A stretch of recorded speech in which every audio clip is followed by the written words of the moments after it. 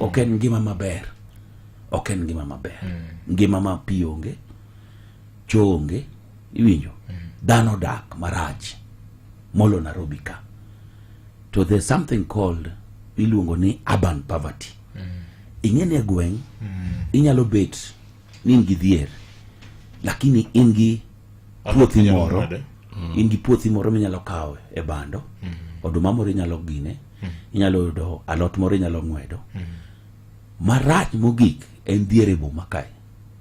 Ma ka ionge go adier, tionge go. Iwinjo?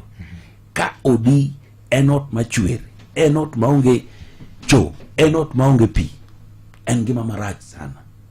To kana neno gino, ta neno of the plan ma jatelo nenigo wacha affordable housing. Ok da paro kata mana diriyo. Nawacho ni let it be done. Nikech en program mabe wan bene wan go Azimio. Yes.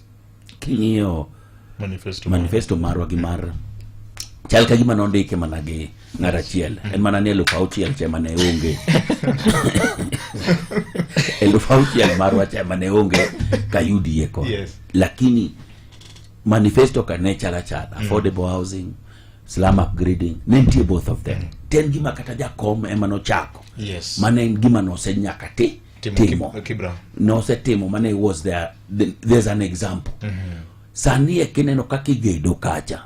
The whole country has turned into a construction site. Kenya igede Kenya igede sani. Diare mabe gedo the mbele ko sokde. Diare Migori gedo ko sok gede. Diare Kisumu gedo ko bi Nairobi kuma wantieka. Dala na kala ngata en gedo mapenyu buma socha igero talanta igero to affordable housing the mbele ya apingo ruto na gada giteko mapingo go jako agolo kanye. Agolo teko mar pingo jatelo kanye. Nikech aneno gik madhi mbele.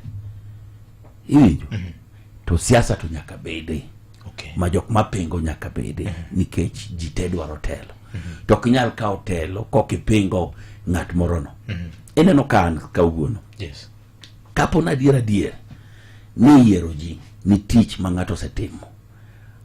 Aonge tiende kata mar dhi campaign 2027.